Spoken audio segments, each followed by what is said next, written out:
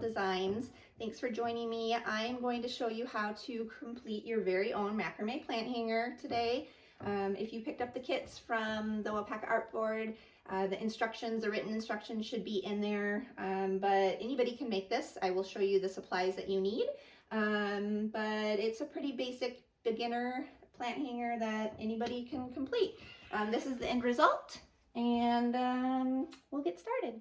Okay, so per the instructions for this plant hanger, we need 8 pieces of 13-foot cord, and this is 3mm cord, macrame cord. You can really use anything you want if you have any yarn lying around, but try to keep the girth of it, the width of it, the same as 3mm for this project. So we need 8 pieces.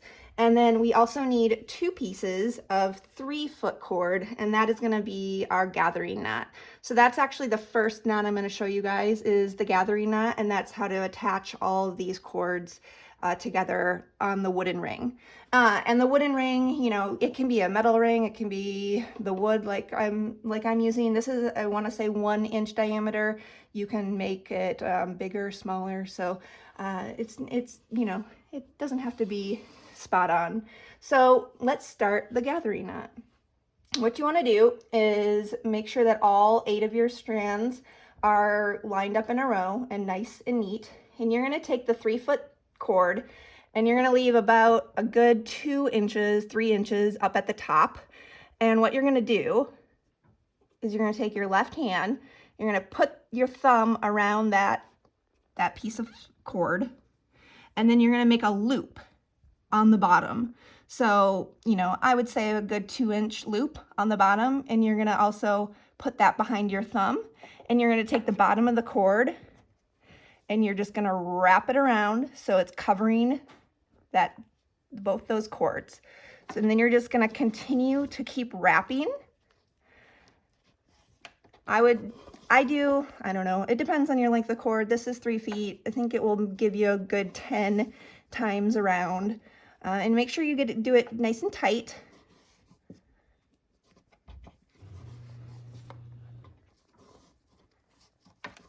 And as you can see, you're covering up that loop that you formed.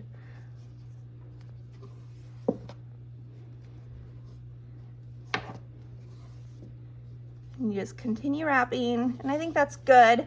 So when you're done, you bring it around one last time and just kind of stop there in the middle. And then what you're going to do is you're going to pull it through, you're going to bring it through that loop. So you're going to bring that cord through that loop.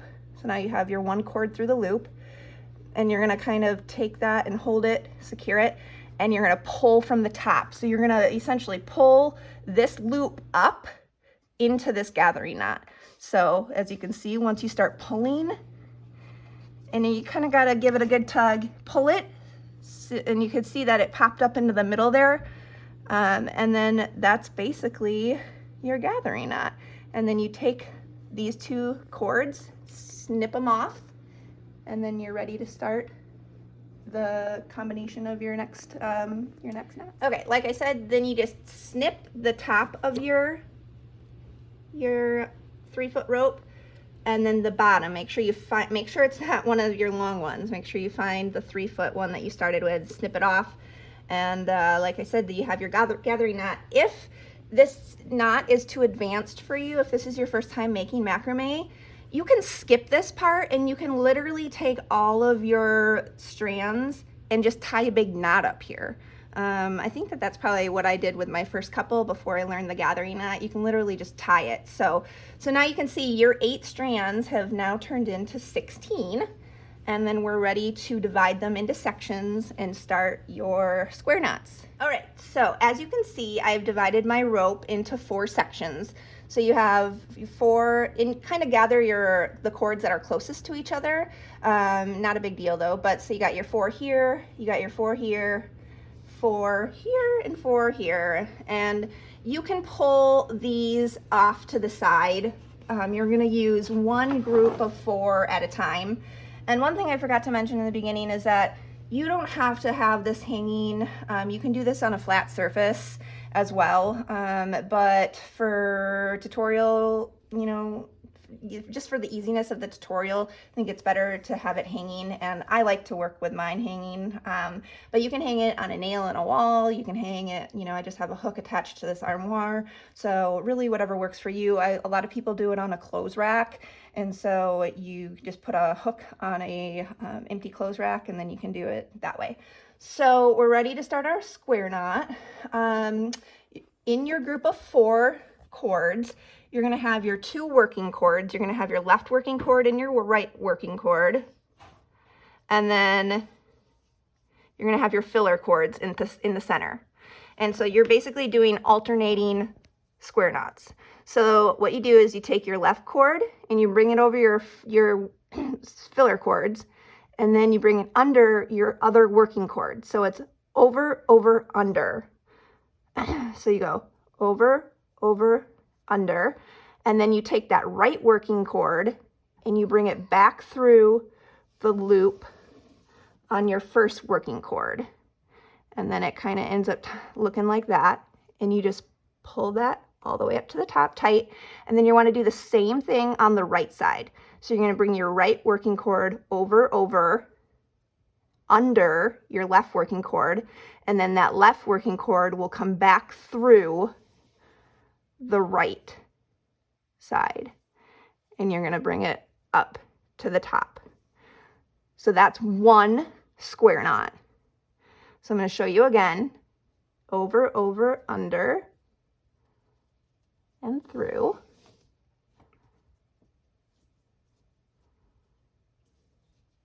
Over, over, under, and then that left side back through. And you got 2. So you're going to want to repeat this knot, this full knot 15 times. So you're going to want 15 square knots. So essentially you're tying 30 knots, because remember the square knot has 2, the left and the right side.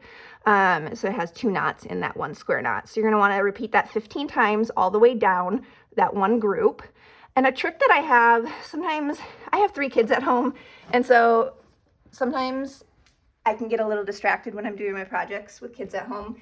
And so a trick that I have found that I use is just counting in your head. So I start off with my left side at 1, and then when I do the mirror on the other side, I do 2. And then I kind of repeat that down, so you know that every odd number you're on your left side and every even number you're on your right side.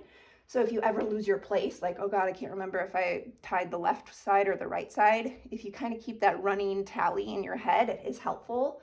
So what I do is I go 1,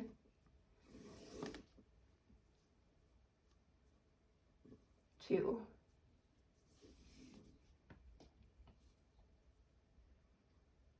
3,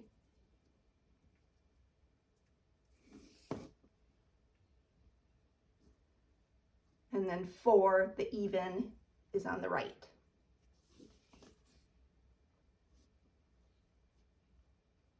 And then back to 5 on the left. 6 on the right. And then you just repeat that down 30 times, and you have your 30 times from the top, and you have your 15 square knots. And once you're done with that, then you're going to just move on to your next group of cords. So your next group of 4, you're going to do that same thing 15 knots or 30 times down, and repeat it on their next 2 groups as well. So each of these groups of 4 are going to look identical with 15 square knots when you're done.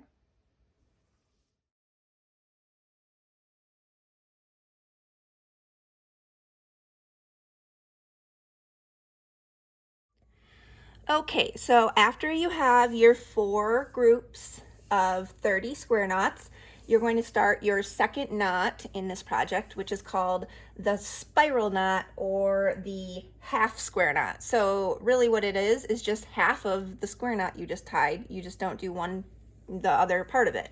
So you want to leave about 3 inches of space before you start your spiral knot. So you go down about 3 inches, and it doesn't have to be exact. And then you want to start just like you did your square knot.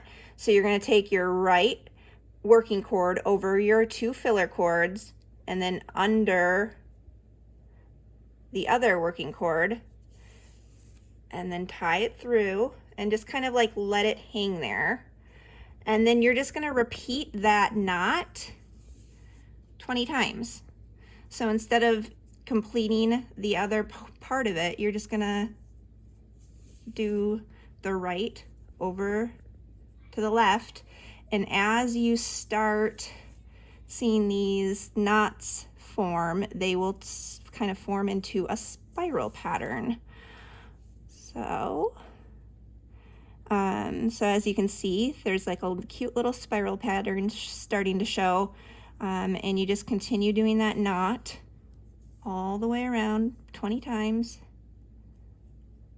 And sometimes what I found is you kind of have to twist your cord. So this is your working cord that you're constantly working with, but as your spiral starts to form, these cords want to pull, and so you want to continue this. So you kind of just turn that around, kind of turn it around so that your spiral forms, and then just continue tying, just making sure that you're working with that right side working knot the whole time. And you can start on your left as well. A left will just create the different direction of a spiral knot. So the right will create a left spiral knot, and the left will create a right spiral knot, if that makes sense. Okay, so as you can see, you have your 20 spiral knots, and then you're ready to move on to your next group of 4, and you're going to do that same exact thing.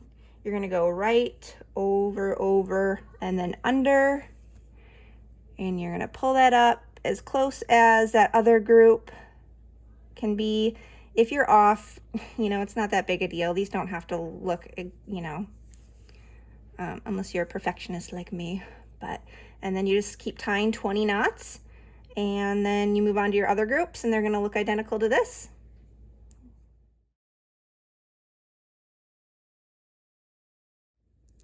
Okay, so now you have your 4 groups of your 20 spiral knots, just like this.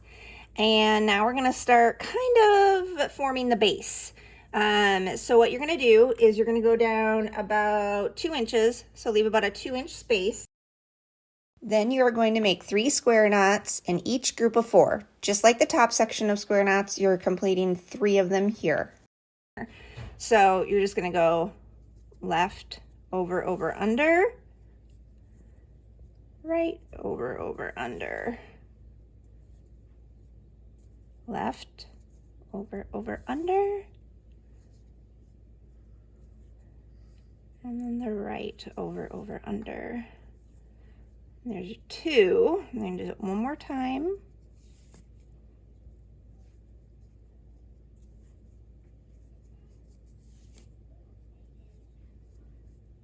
And there's your 3 square knots. So you're going to repeat that on your next group. Same amount of space in between. And if you're more comfortable starting with the right working cord, you're more than welcome. I tend to be drawn to more the left cord. And actually, you know what? I'm going to take that out because I just realized you can kind of tell if your rope is going to get twisted. So I realized mine was going to get twisted, and so I just pulled it out and started over. So left, right.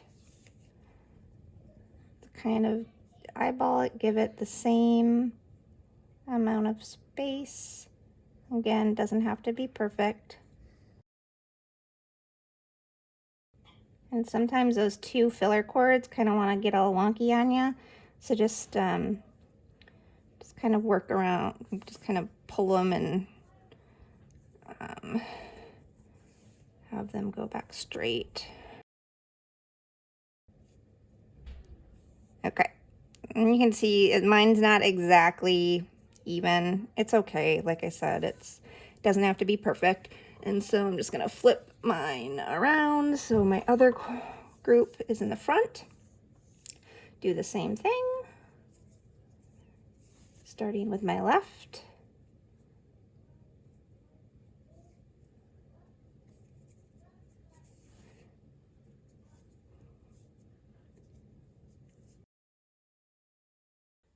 All right, there our next group.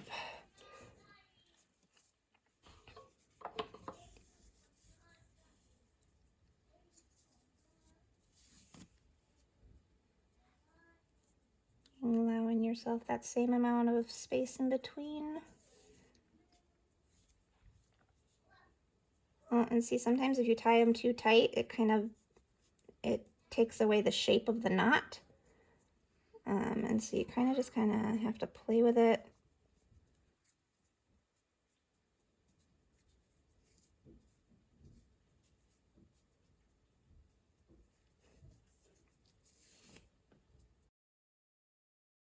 See, that kind of didn't form exactly how I wanted it up there, but it's okay.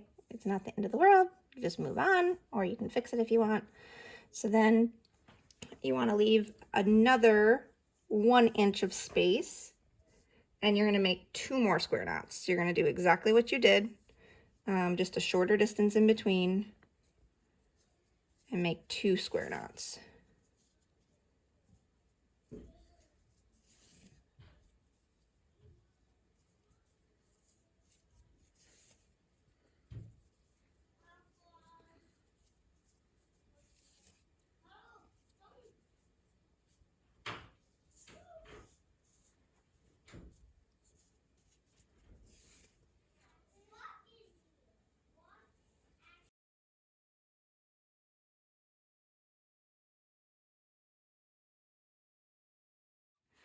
Okay, so now that you have your last set of knots that we just did, the 2 square knots, you want to now start your alternating square knots. And what that is, that kind of starts combining all the groups together to form the little cradle that your pot will sit in. So what you do is you take the 2 groups that are like closest to you, and you're going to take the 2 inside cords from each group. So basically one of the filler cords, one of the working cords, and you're going to tie those together in a square knot. And you're going to do 2 square knots and 2 alternating square knots between those 4 cords. So you're going to take, just like you did the alternating square knot, left over, under.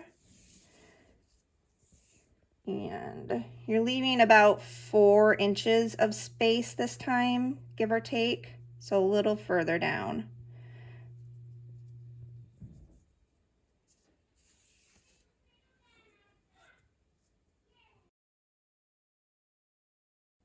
Okay, so you got your 2 square knots, and you can tell that those are now connected together.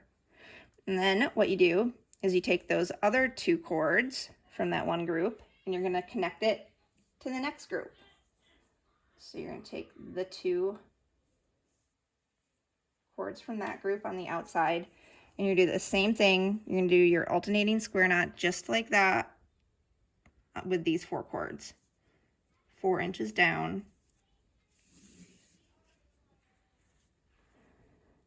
And this is a little more important to get an accurate spacing, because this is where your pot is going to hang.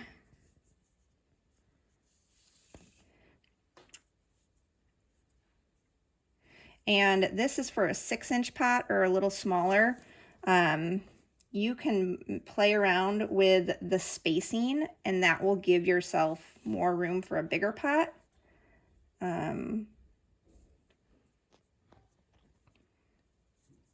Okay, so then you got those connected together.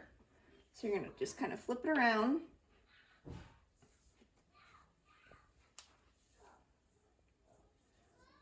And you're going to take your next group of 4 and connect those together. So same thing.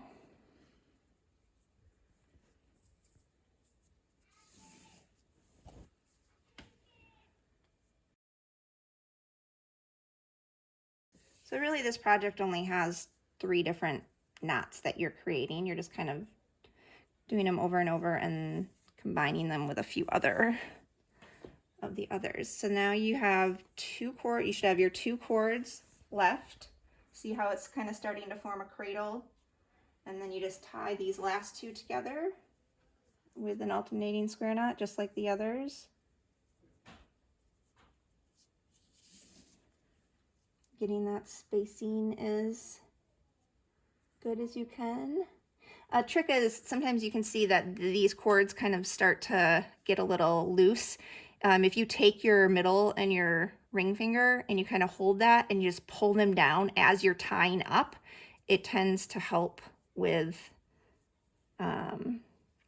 those loose cords in the center. But as you guys do this more, you'll formulate your own tricks and techniques, kind of just things that I've picked up along the way.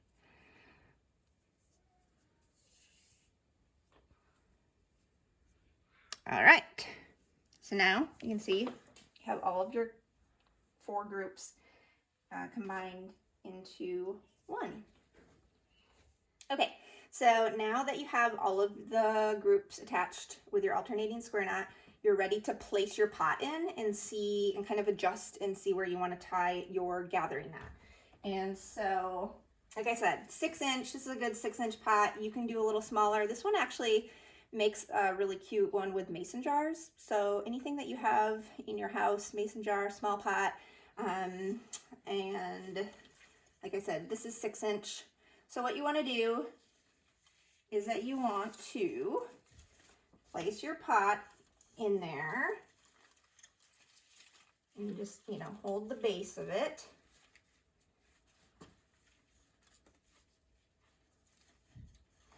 And you're basically just figuring out where you want to place your last gathering knot. So as you can see, you have your 4 groups. They should be on each side of your pot. If you have a bigger pot, you could place your gathering knot further down, and that will allow for a bigger pot. But like I said, this project, we have just enough cord for about a 6-inch pot, possibly a little bigger. So that looks pretty good to me. If you wanted to see more of this detail, then you could shorten the cord and then have that more in the center of the pot. So it just, just play around with it the length that you think looks good. I think that this looks pretty good. So then you're gonna be holding it with your hand. Just take your pot out.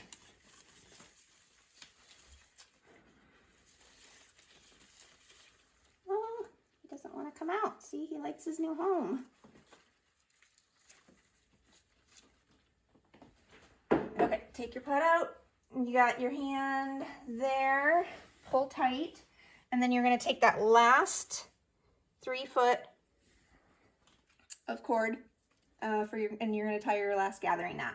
So just the same as up here. If you didn't like that gathering knot, you can always tie a big knot at the bottom of it. It's not a big deal. You're probably not going to see much of it anyways once your plant's leaves are in there. But again, I'll show you the gathering knot. So you're going to take about a good 2-3 inches of cord and hold that with your thumb. And then make a loop and then start twisting that cord around to cover up that loop. So as you can see, there's the loop. You're just covering both ends of that. You can make your gathering knot as big or as little as you want, but just make sure you get a good tight grip on it, because this is basically what is holding your pot and all the ropes in place.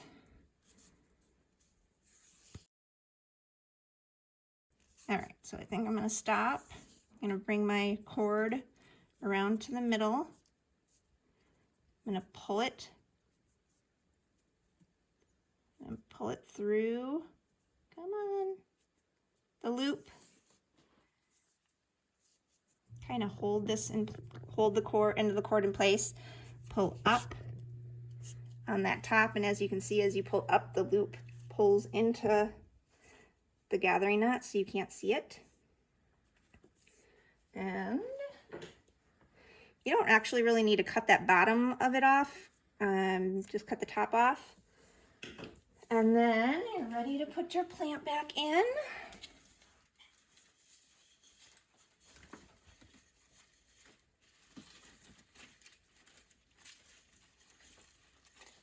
And you have your first macrame plant hanger.